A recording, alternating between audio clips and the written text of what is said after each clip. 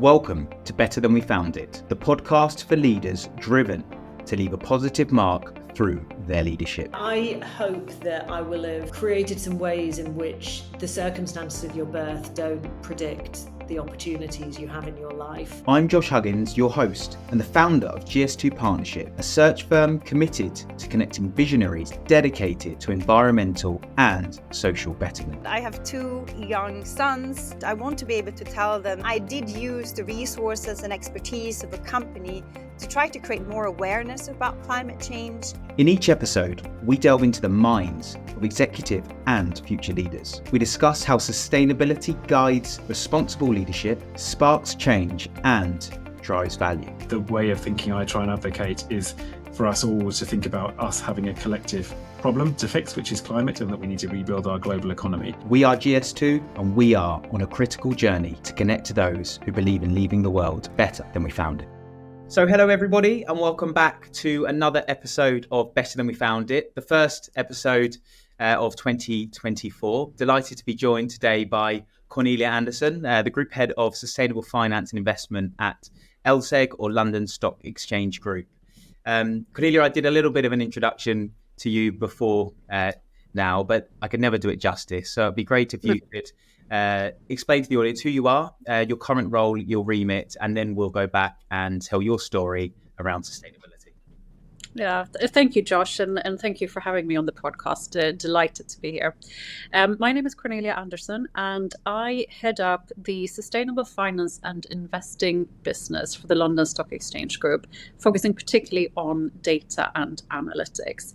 Now, that is a bit of a mouthful, so let me take a minute and explain what that actually means. So, the London Stock Exchange Group is, despite the name, neither very London-centric nor very stock exchange-centric these days. So it's a very large, global, diversified provider of market infrastructure, data analytics, indices, post-trade services, FX services, and a range of other solutions and products. My role is to oversee the firm's product portfolio as it relates to sustainable finance and investing products, particularly focused on ESG data, analytics, reporting solutions, workflow solutions. And it's really a central capability which then enables the company to be able to build and provide solutions that integrate sustainability to all of our markets and our customer communities.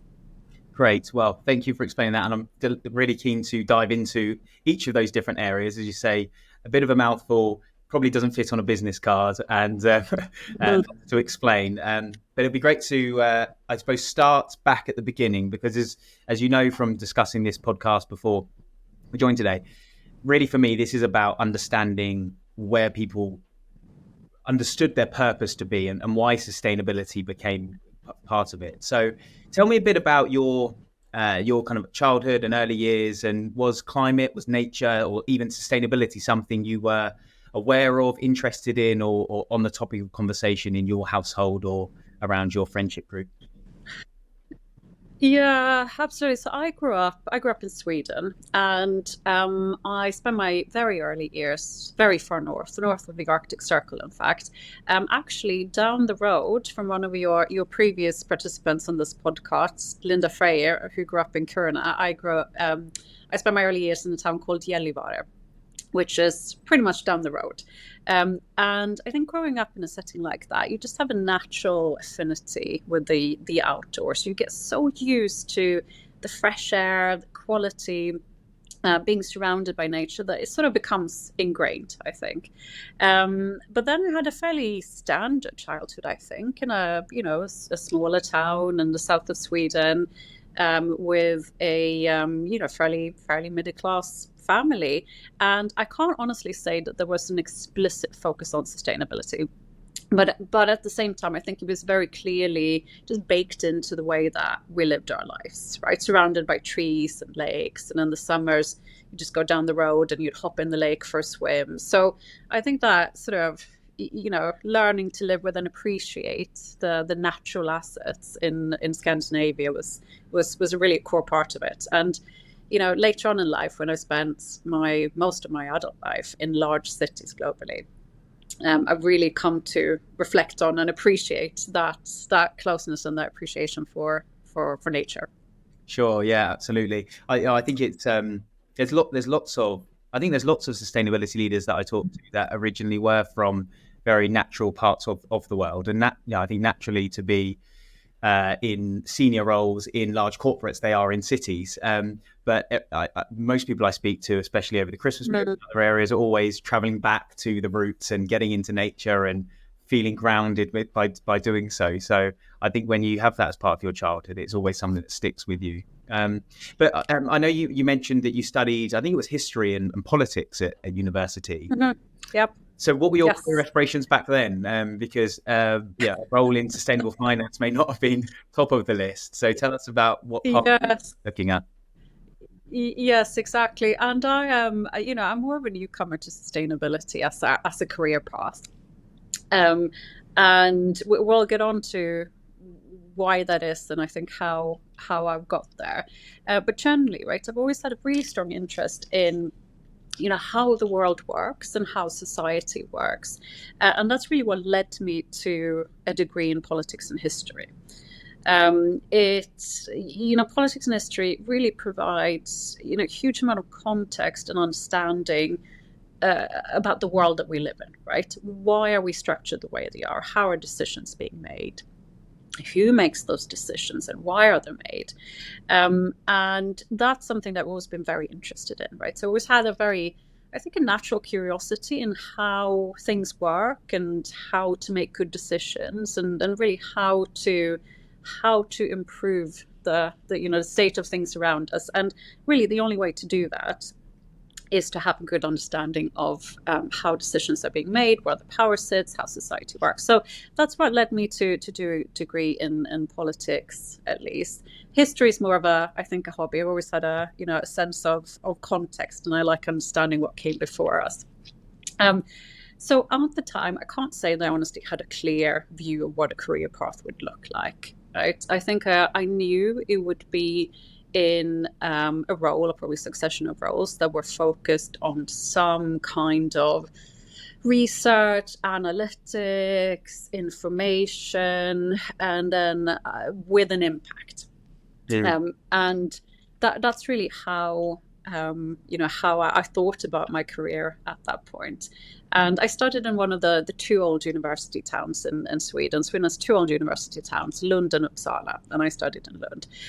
And Sweden's a very small country and very safe. So I always had a big sense of wanting to know what else is out there, and realizing that a small country such as Sweden is part of a very much bigger global context. So always been very interested in understanding that global context as well, and realizing that in today's world, all of our economies, all of our markets are interconnected.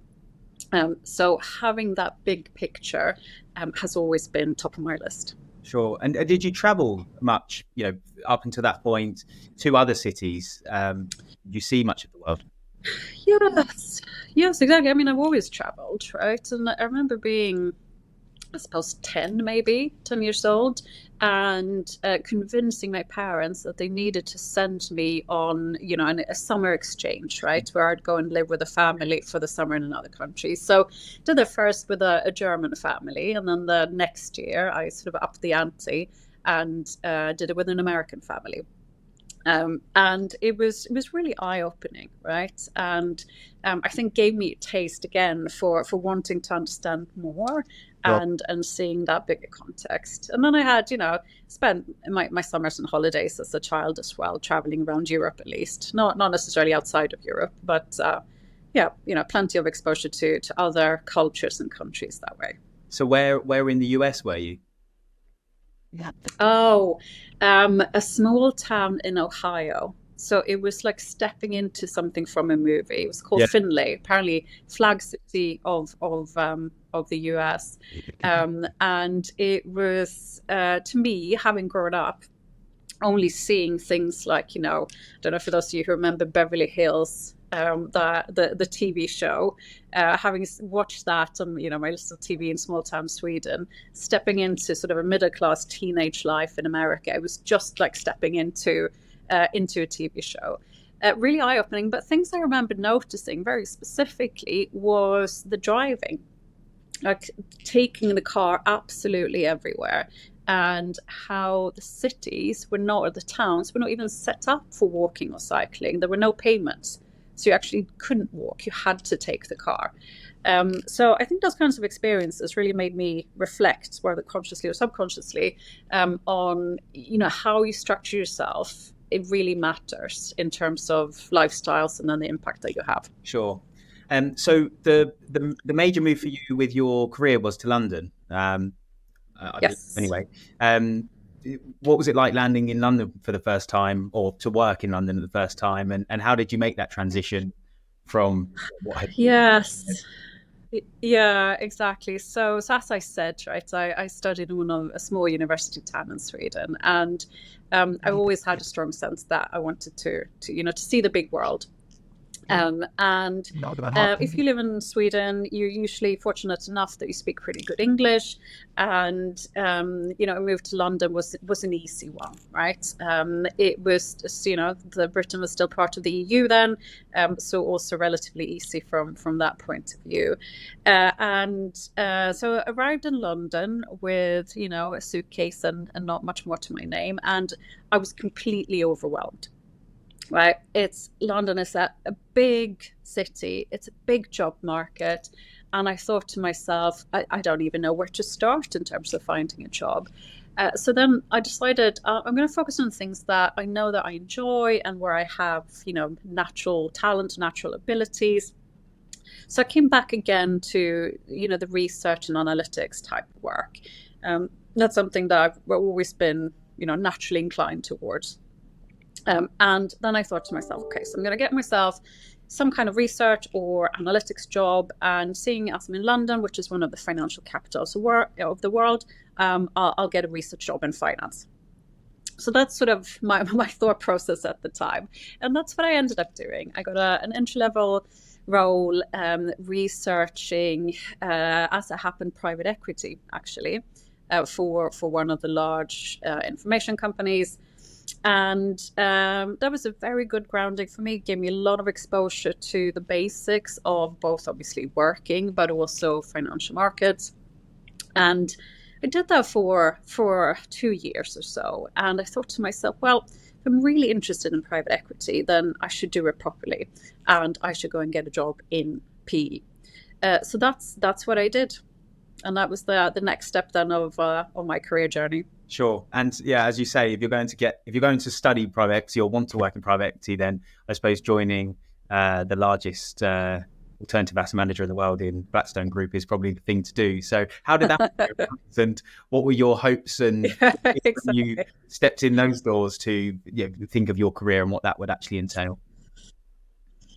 Yes, exactly. Right. And I've always been a believer in, if you're going to do something, you might as well do it properly. And so yes, I did get a job at the largest private equity firm or alternative asset manager in the world.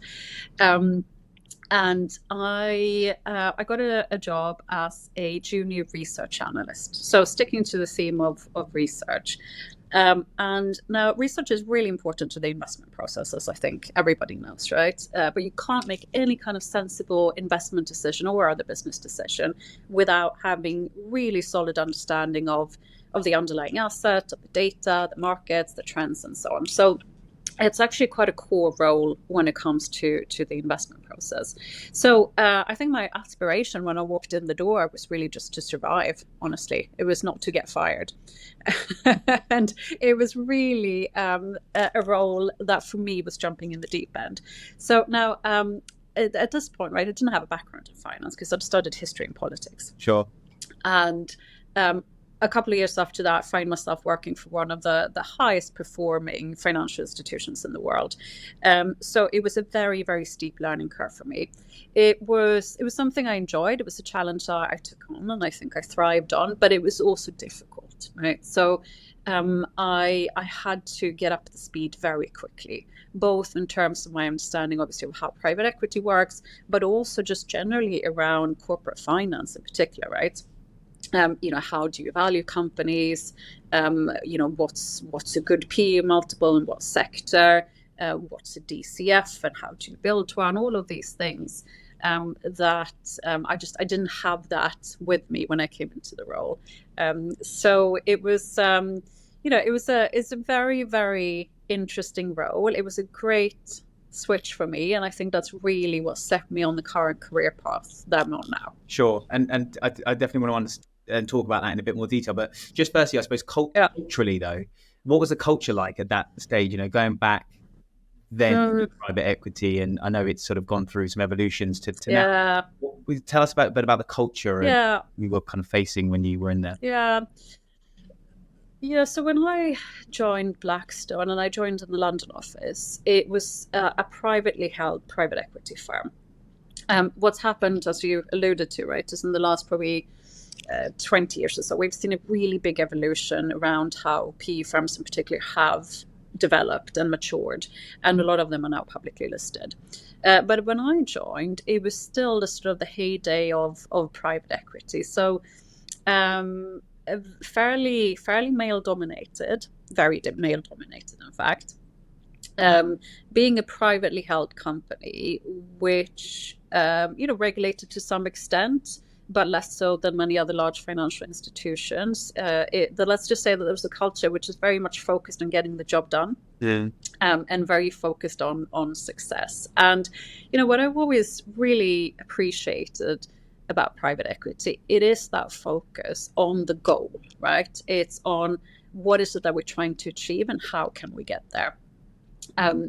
It's not always an easy environment to work in, because there are very few survivors if you can't get on board with that and you can't contribute effectively to that goal. But if you can, it's actually a very positive environment. And what I found was that if you were capable and you contributed good things, it didn't really matter if you were junior or what capacity you were in, but there was always scope to do that because it contributed to that common goal. So I've always found that execution-focused culture in private equity really positive. Not easy, definitely challenging at points, and obviously very focused on high performance. But generally, it was a positive experience for me. And in that, I was going to say, in that period of time you were there, was it 12 or 13 years? I know you progressed significantly from the initial role to when you exited, and we'll tell a bit more about that journey. But I'm keen to probe. Obviously, we focus around leadership and recruitment, and we have a number of aspiring future leaders that might be listening to this. What would you say were some of the lessons that you think you learned, especially in those early days within the firm, that you, or the tips that you received on your journey that allowed you to have the success that you had there? Yeah, absolutely. I think that's a good question. And there's a mix of things. I'll talk a little bit about what I've done that's worked well for me, and then what I've seen others do that generally tends to work really well as well. My very first manager, when I arrived at my first job in London, gave me one piece of advice that has stuck with me. And what she said to me was, pick up the phone. Meaning that in this culture, the working culture that we're in today, right, where people send lots of emails, lots of Teams messages, it's actually one of the things that can hold you back from getting things done is if you don't sit down and look people in the eye and progress issues that way. Yeah. So I think that advice, picking up the phone, meaning, i.e., go and talk to people and take ownership for what you're doing and for progressing that, is really important. That's something that is, I think, a really important part of getting things done in the corporate world. Now, that I think honestly, I don't think it's rocket science. What's worked for me is to do good work, right? Is to really understand what is it that needs to be done. So what are the business problems that you're in charge of, or your organization's facing, and how can you contribute to solving those? To me, it's not complicated. But it's all about that strive for continuous improvement. So whatever area you're in charge of, whatever processes or book of business or products, understand what are the problems, what are the missed opportunities, as well as where do you think the potential easy low-hanging fruit is, and then you actually do something about it, right? Sure. I find in the corporate world, right, that we spend a lot of time talking about things. So if you actually roll up your sleeves and do the hard work and get things done, that will inevitably lead to career progression. I think another thing that's really important is, especially when it comes to leadership, is not shying away from the difficult things. Right? There's going to be plenty of things that you're in charge of during your career which are really challenging. Right? They may or may not be your fault, but you find yourself in a position where you're responsible for them. And that can be very tough sometimes, but shouldering that burden of leadership and making the decisions and then owning them is a really important part of it as well. And it also on a more personal level, right? Not shying away from the difficult things. That also means being open to new opportunities and new challenges. So when something comes your way, whether it's a new job, a new product, a project, a speaking opportunity, it may seem really difficult and you may not necessarily want to do it, but don't shy away from them. Lean into it. I don't often quote Sheryl Sandberg or Facebook, but sometimes you just have to lean in order to progress. For sure, yeah, absolutely. And I think going back to what you said, your first manager said around picking up the phone, all of the other elements that you mentioned there, I suppose, communication and understanding what other stakeholders expect of you comes from that mentality of picking up the phone, building relationships and understanding. And because if you're misaligned, you can do all of those things you mentioned, but if you're misaligned with the direction the organization wants to go in particular a very high performing one, you're going to go off on a tangent that actually the business isn't looking for you to do, and it can look like underperformance. So if you're not constantly having that communication relationships, I think that's something I've seen. Yeah, absolutely, right. And you touched on something there which is really important, which is that a lot of management is about stakeholder leadership. Stakeholder management, sorry. A lot of management is about stakeholder management and therefore communication. So, and one of the things that is important as you develop your career, it's the stakeholder management all around you, right? Including managing upwards. That shouldn't be underestimated. You often see individuals who are very, very good at what they do and who deliver a lot and execute a lot, but don't progress in their careers. And that's often due to not managing the upward stakeholder relationships as much as they perhaps could have. Sure. So I think it's an important call out, right? It's something that's easy to overlook.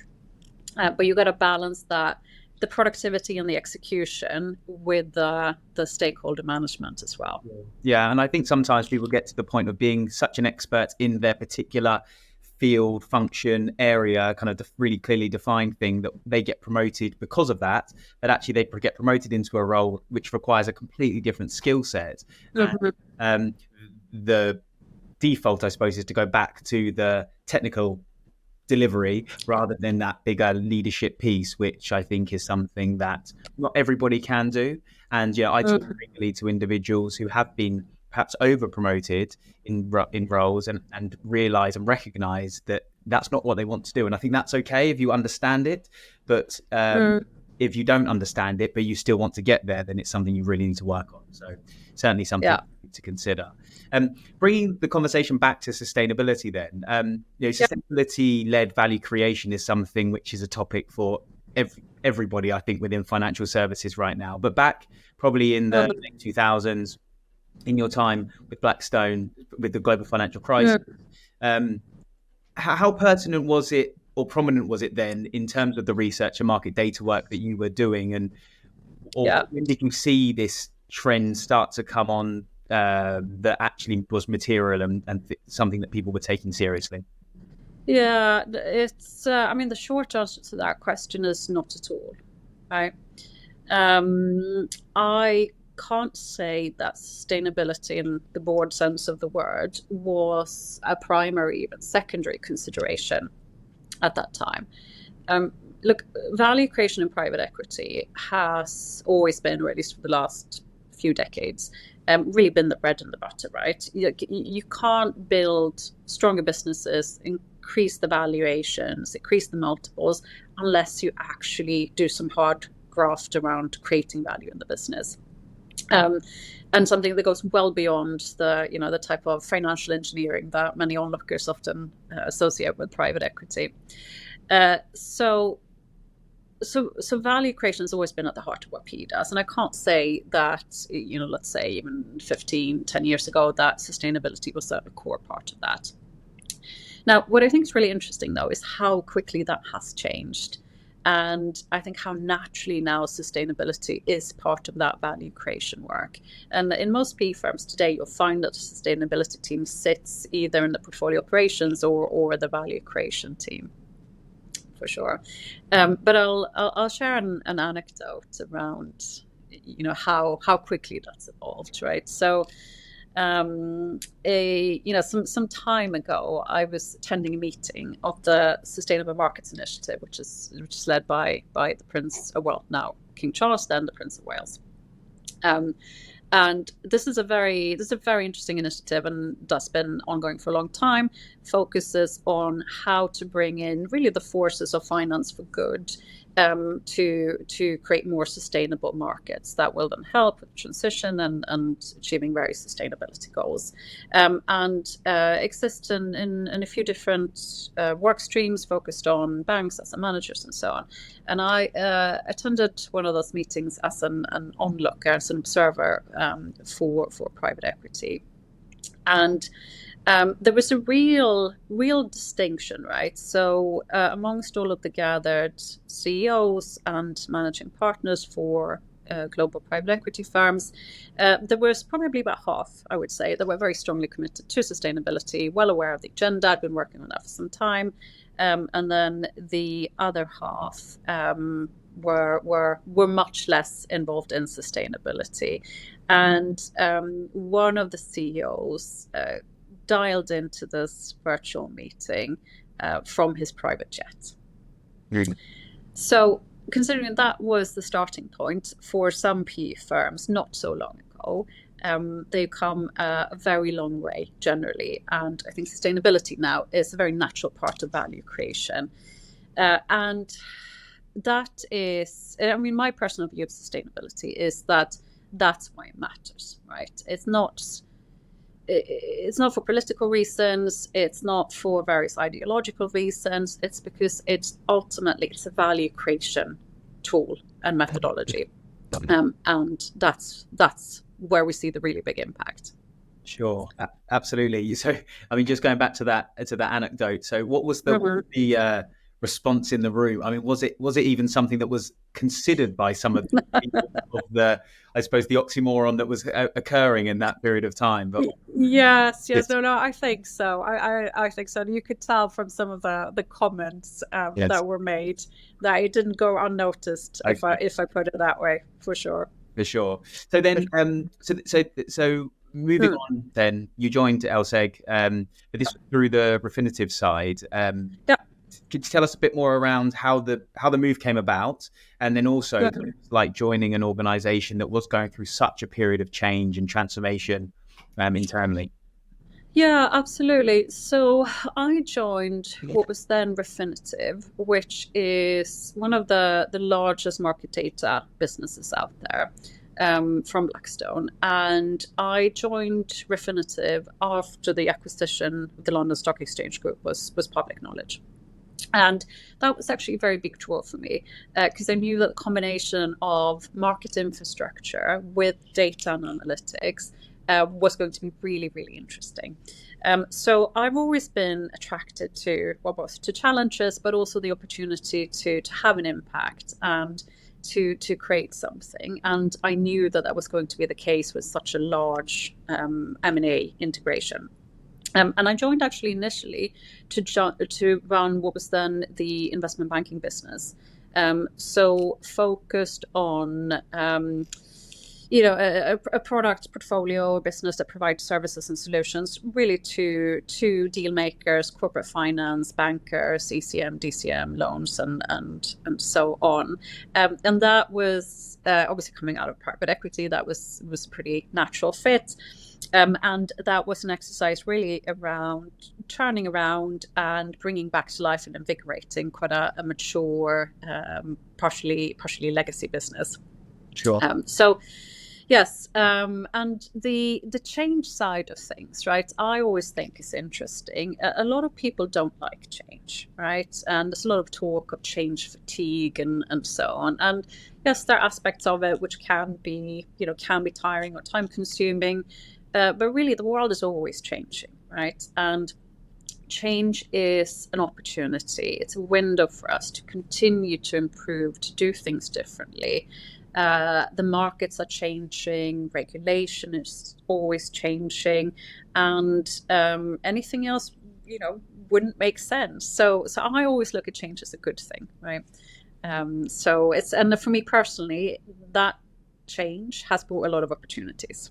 For sure. And most people know of the London Stock Exchange Group. I think it would be helpful if you could explain to those who don't know it anywhere near as intimately as you, how the organisation is structured, the services it provides, and I suppose what the remit originally was, and then we'll move on to your current, present day, what you do. The London Stock Exchange Group is a large, global, diversified market infrastructure and data and analytics provider. We have customers in 190 countries across the world and locations in over 70 countries ourselves. And it's a global business with the bulk of our people in Asia and key hubs in London, New York, Paris, Singapore, and Tokyo. The company is structured into major divisions, including the capital markets division, which is where exchanges and trading venues, including the London Stock Exchange itself, sits. Post-trade, which is our post-trade solutions, including the London Clearing House. Data and analytics, which is Refinitiv and a very large business in market data and obviously also analytics, and our FTSE Russell business, which is our indices, including FTSE 100, Russell 2000, and so on. And my role, which is a new role, is to lead the sustainable finance and investing business. So the London Stock Exchange Group approaches sustainability in a few different ways. We think about it as really through three main levers, right? One is what we do with our own operations and how the company itself can become more sustainable. The second one is our voice in the market, so how we interact with policy setters, with regulators, and so on key sustainability issues. And then the third is through our products and solutions. So these are the tools that we build, the data that we create, the analytics, the indices, and so on that we provide to our customers. And that's the part of the business that I sit in. So I have responsibility for our product portfolio as it relates to sustainability and ESG data and analytics. So that involves overseeing a product portfolio that includes various ESG data sets, so including climate data, ESG data, carbon reserves.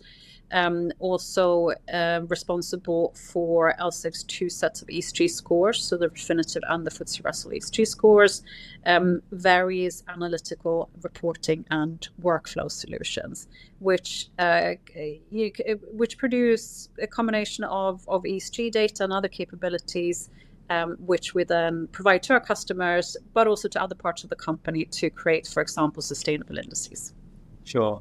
So you have the internal customers as well as the external customers that you're... Yes. Sure.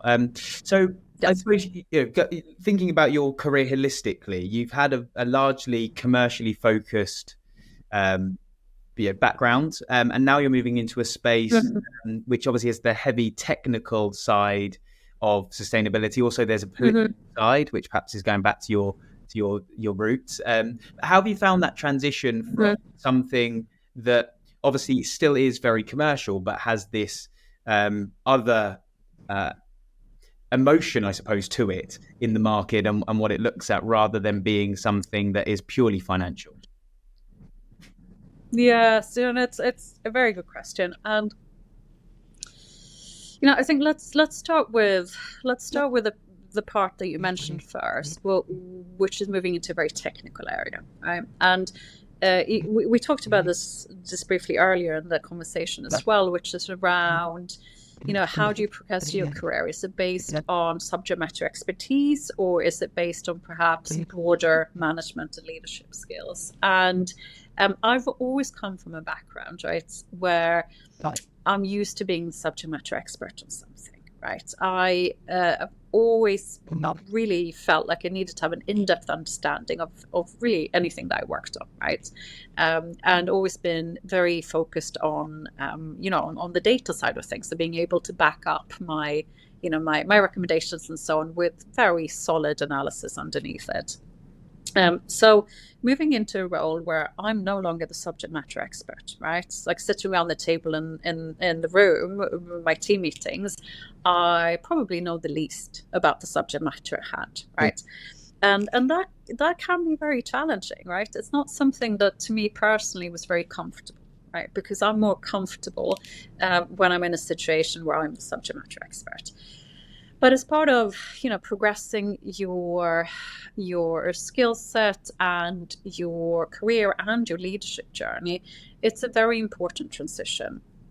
And it is really also the only way to continue to progress. As you take on more responsibility and you look after new functions and new areas, you're going to have to make that move, and you're going to have to find a way of managing effectively in situations when you are no longer the subject matter expert. So it is, it's something that I'm quite comfortable with now. I'm happy to do that, and I think there's a real value in being able to bring together deep subject matter experts and create products and solutions based on their input. That will then have a real impact with, whether it's your customers or the markets you operate in. I think there's a couple of key things to do that successfully, right? One is you have to have the courage to do it. You have to have the courage to be able to step away from the role of always being the expert. Yeah. And you will also have to build a really good team, right?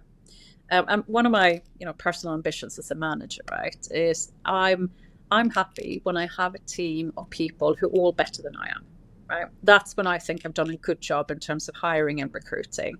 I'd like to have a team of superstars, basically.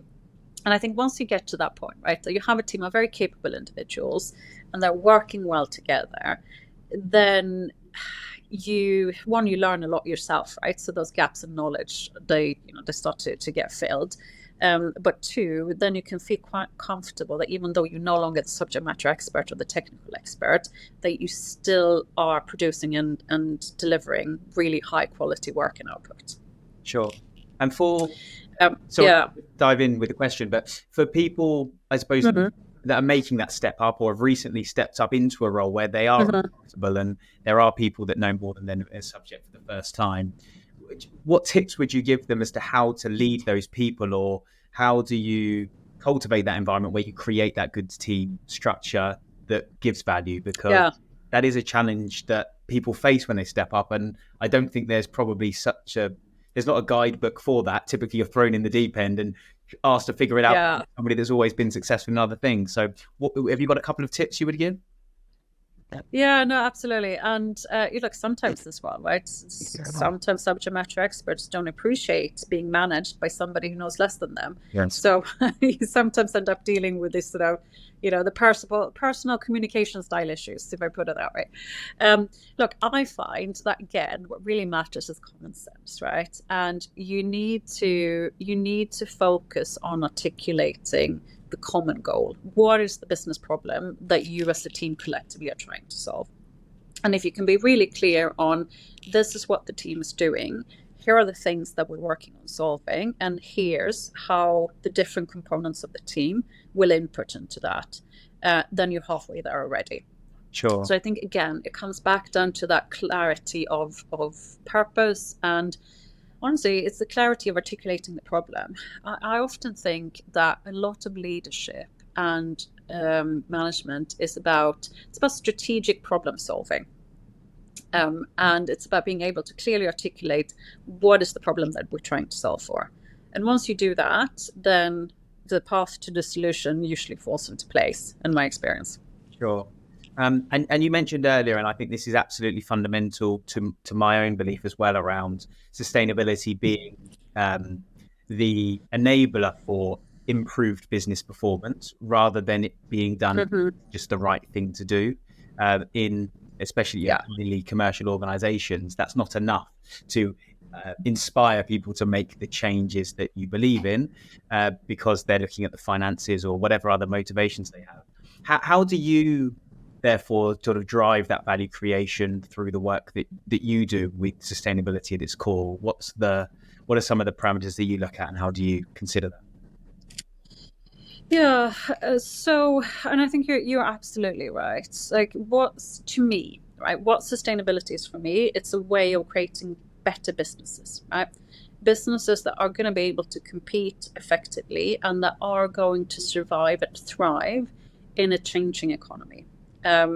We are moving to low carbon economy. There's no doubt about that. There are plenty of companies out there that will struggle to compete based on their current operating models.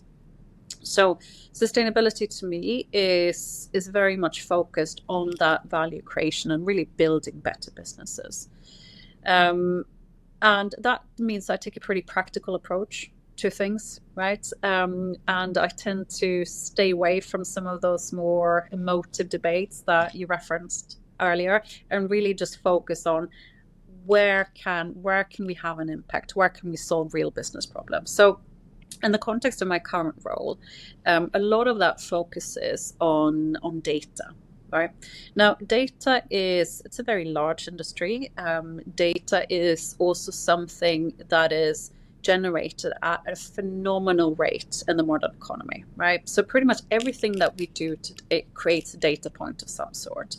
And even just, listening to this podcast will be both using but also generating huge amount of data points. When it comes to financial markets, right, data is an essential commodity. I'm sure you've heard analysts refer to it as the new oil. It is a raw material of the modern economy, and without it, you can't make any sensible investment decisions. You can't manage risks. You can't assess returns either. And now, when it comes to ESG data in particular, right, there are some really fundamental gaps there. And when we speak to the market and to investors in particular, one of the things that come up time and again as a blocker is the availability of high quality data to be able to allocate capital to sustainable companies, assets, and projects. And so taking a step back, right, and putting this into that big picture global context that I was talking about earlier, the world has a problem. We need to decarbonize, we need to reduce emissions, and we need to do that pretty quickly. And in order to do so, we're going to need capital, right? That is one of the major blockers today. The world needs probably somewhere around $100 trillion by 2050 to be able to do that meaningfully. Where's the capital going to come from? It's going to come largely from private investors, some from government, but primarily from private investors. And investors are telling us that the lack of good quality data is a big blocker to the effective allocation of capital to sustainable projects and outcomes. So that's really where I focus in my current role. It's on the provision and the improvement, both of quality and transparency of ESG data, which will then enable and unlock those really important capital flows to the projects that will help us decarbonize. Sure. In my current role, I've actually found that my fairly long background in research analytics, working on data, has come together and found a really strong purpose when it comes to supporting particularly decarbonization, but also the broader sustainability agenda. Sure. And when you talk about the broader sustainability agenda, that's what I was thinking when you were talking there. Is there are so many competing priorities, even to define what ESG data is, regardless of what then happens with it. So how do we ensure that those goals and targets that are hit with finite resource, finite talent, because there's not the talent pool that have existed before, utilizing things like technology and AI to help us. It's how do you prioritize in something where there is so many competing that you have to focus on? Yeah, so look, I think this is one of the big challenges that we need to face up to as a market, right? Is that we're very thinly spread at the moment. There is a large number of very important, very worthy causes, issues, initiatives out there that focus on a range of these issues. The problem is, right, as you say, is that we only have limited resources and we are spreading ourselves too thin. So my personal view is that we need to really do two things. One is to focus on what are the most impactful issues that are going to drive that short term, because we do need that short term impact on decarbonization. And then the second one is alignment and consolidation. So on the second part, alignment consolidation, we've seen some good progress in various areas on this year, right? So we had the launch of the long-awaited ISSB standards last year for corporate ESG reporting and disclosures. That is now aligning with TCFD, which is very good news. And that, I suppose the alphabet soup of various other reporting standards that we've had is increasingly starting to come together. And if we look at, for example, as a parallel, financial statements and reporting, we've got two major standards today globally. We've got IFRS and we've got GAAP. But that, to get to that point, took many decades of work. Yes. So it's really encouraging that we're seeing faster alignment on the ESG side, and we need to see that across all quarters, right? We need to come together to reduce the complexity, the overlap, the duplication, and so on. And then coming back to the first point, which is around focusing, right? I think we need to prioritize, and we need to put our resources behind what are the things that really going to drive that short-term impact. And that, I think, realistically will mean that certain other things may have to be deprioritized, at least in the next couple of years. Sure, I understand. And one of the conversations that we had prior to the podcast was this. You mentioned TCFD, but obviously the TNFD standards, and I know you have a particular view of this as well. It'd be great to share that and just your view of. Absolutely. And this is part of the comments that I was just making, which is around the importance of prioritizing and focusing. And so when it comes to the various reporting standards out there, right? So we obviously have TCFD, which was launched a few years ago, which really focuses on climate disclosures. And then we have TNFD, which focuses on nature-based disclosures. And they're both very important issues, very worthy. I would argue that considering where we are now, it's very important that we prioritize and really get to good amount of disclosures globally on the climate side. All right. That is where the clock is very much ticking, and where I think we have an opportunity to see really big impact, and also in terms of alignment internationally. That's not to say that nature-based issues are not important at all, because they absolutely are. I think the challenge when it comes to these more emerging areas, such as nature, for example, biodiversity, physical risk, some of the social issues as well, that are very impactful, is the fact that it is very nascent still. We lack some of the underlying data that is needed to be able to do it effectively at scale.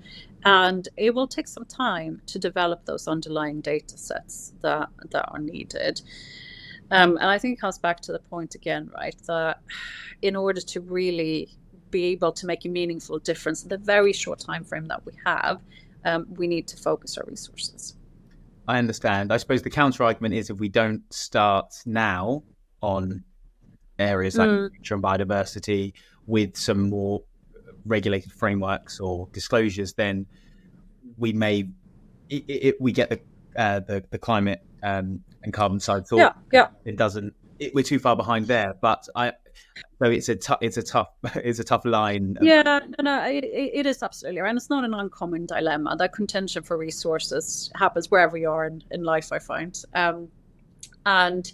Certainly from LSEG's point of view, we are one of the early adopters of the TNFD standards, and are working towards that. I think my point is more general, right? That we can't. We need to be careful around not getting sidetracked by lots of issues, and we need to focus on where we're going to see most impact in the short term. Sure. Yeah, I understand the sentiment for sure. Taking a step back from LSEG, though, you mentioned to me your new membership role that you have, and I think it's interesting to share that with the audience, because I think it's showing that it's not just in the financial markets that this is prevalent, but in other areas. So would you mind just sharing a bit more about this and what your role and remit is?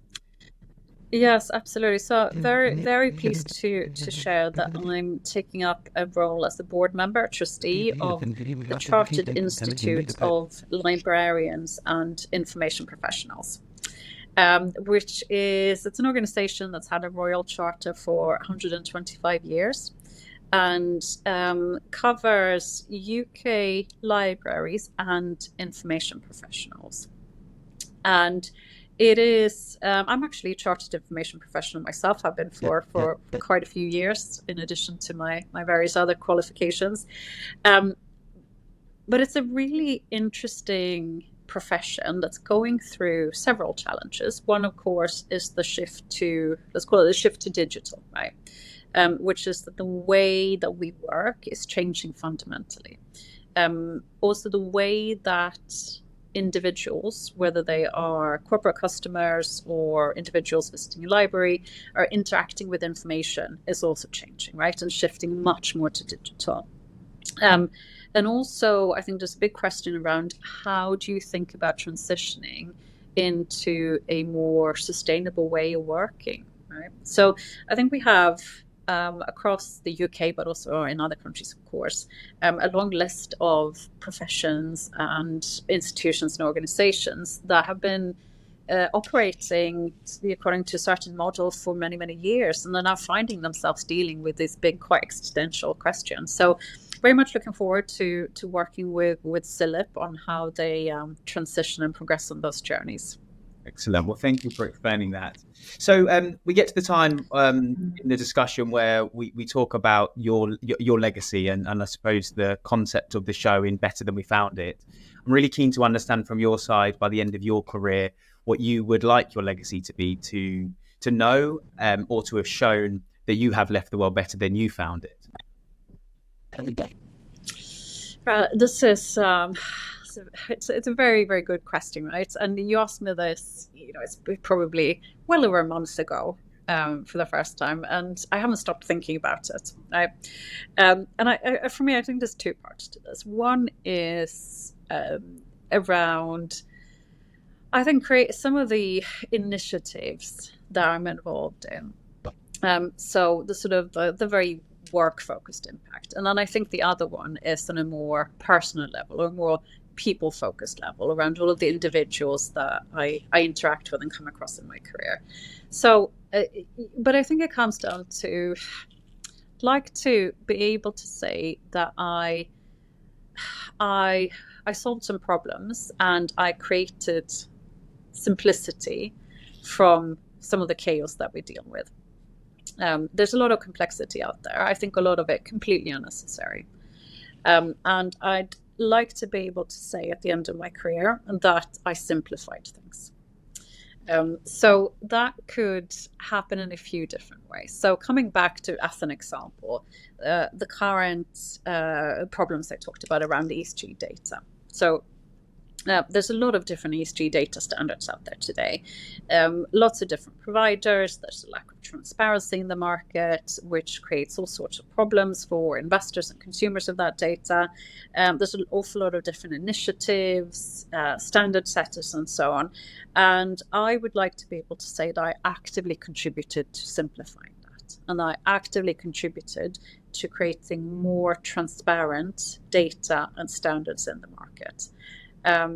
One of my roles at the moment is I sit on the advisory board of something called a Net Zero Data Public Utility, of which Elsig is a founding member. It's a UN-backed initiative with a mission to create a platform for core climate data, which is widely available at no cost to a large audience. And I look at my role there, as well as the impact I have in my day job, as very much contributing to that goal of creating simplicity. It could be in terms of ESG data, but also in prior roles that's been focused on other areas.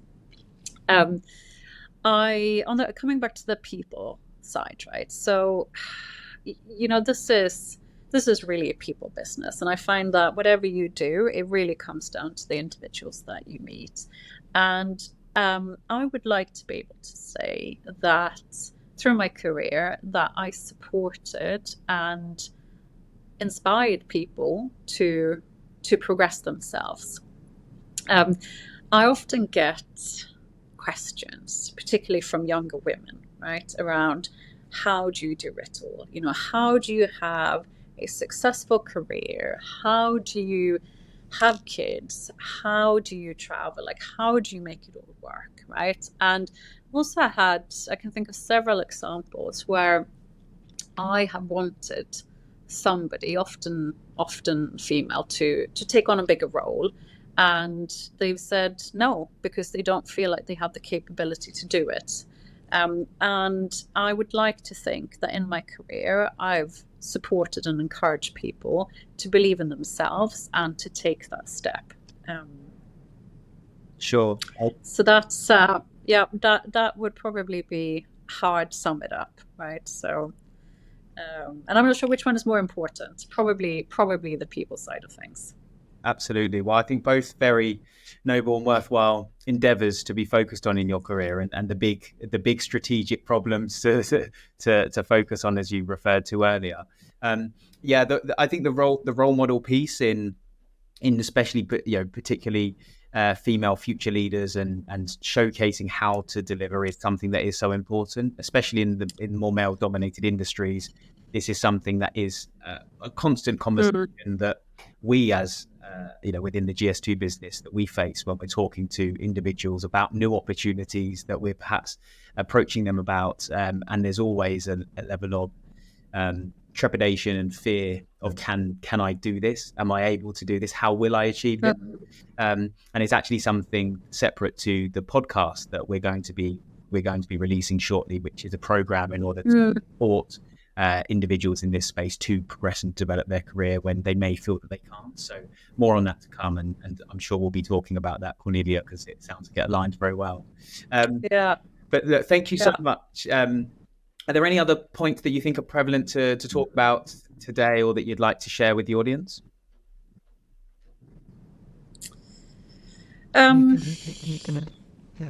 No, is the short answer to that. No, look, I think it's a really interesting initiative to talk about career journeys and sustainability. So for some, this is an obvious career path. For many, it is not, and I include myself in that group. And it is, however, really important that we get good people with all sorts of experiences coming into sustainability focused roles. I personally feel that we need more individuals that don't have a background in sustainability taking up these challenges and these big roles. That's how we're really going to drive that, accelerate the progress. If you have somebody that has really strong understanding of, insurance, trading, FX, derivatives, and so on, that are also responsible for leading sustainability-focused initiatives, businesses, projects, and so on. So I think this podcast is a really good way of putting a spotlight on the fact that you can actually have very successful and impactful careers in sustainability without necessarily having that decade-long technical background. For sure, and it's a mix of all that makes it successful. I think the key thing for us and where we try to position things is not purely recruiting the technical experts, but recruiting leaders who have that purpose-driven approach to sustainability. And as you say, leading some of these different functions, but understanding their own drivers and motivators to integrate sustainability into whatever it is that they do. And that's where we get really excited, is to see where that intersection comes, not just recruiting pure play sustainability individuals, because it's too big a problem for a single function to solve. Yeah, absolutely. And again, right, I think it comes back down to the business impact of the value creation, right? So you mentioned earlier that sustainability isn't necessarily about the numbers. I actually think it is, right? I think it is about creating longer term profitability. It's about reducing your costs, your operating costs. It's about improving your margins. It's about reducing your potential risk exposures, whether that is reputational or legal or regulatory. And it's ultimately about being able to transition businesses or create new ones that are going to thrive in a new economy. And, I do a lot of work across the globe, right? And some time ago, I was in the ASEAN region in Malaysia and met with a large manufacturing company there who had recently installed solar panels on the roofs of all of the buildings in the brand new plant. And as a result, their energy costs were incredibly low, right? So that means that they're now able to compete on a completely different basis and much more effectively than some of the competitors that are using traditional energy sources, right? So it's obviously good for the environment, but ultimately it's good business sense, right? I think that's what we need to get a much stronger focus on to really speed up the transition here. Absolutely. I mean, it goes back to the principle of the triple bottom line and the 3 Ps and all of those areas, where the intersection of it, which is it's fascinating, and I'm sure we could talk about it all day. But we will need to draw this to a close, and I just want to say thank you so much for your time and energy and great anecdotes and also perspective on this matter. It's very, very much appreciated. Lastly, I'm sure there'll be people who will listen to this, maybe some who have been very inspired by your career journey and where you go. Would you be happy for people to reach out to you directly to engage or have a conversation if there's individuals that are keen to pick your brain and have a conversation? Yeah, absolutely. Please feel free to reach out. LinkedIn is probably the best way to find me. For sure. Great. Well, we'll make sure that a link to that is in the show notes. But for now, thank you so much, Cornelia. It's been a pleasure to talk to you. I look forward to hearing how the journey with LSEG continues. And we'll stay in touch. So speak very soon. But thank you very much for your time today. Sounds great. Thank you for having me, Josh. Thank you for joining us on this episode of Better Than We Found It. I hope you have found value from this to support your own purpose-led journey. This episode was brought to you by GS2 Partnership, my organisation focused on providing talent solutions for sustainably focused organisations. We are driven by our purpose of connecting the people who believe in leaving the world better than we found it. If you are looking for a partner to support you with your hiring plans, or you are looking for your own career next steps, please reach out to us or personally drop me a message on LinkedIn. It's great to hear from listeners to the podcast, and I would welcome the opportunity to talk to you. Thank you very much, and stay tuned for our next episode.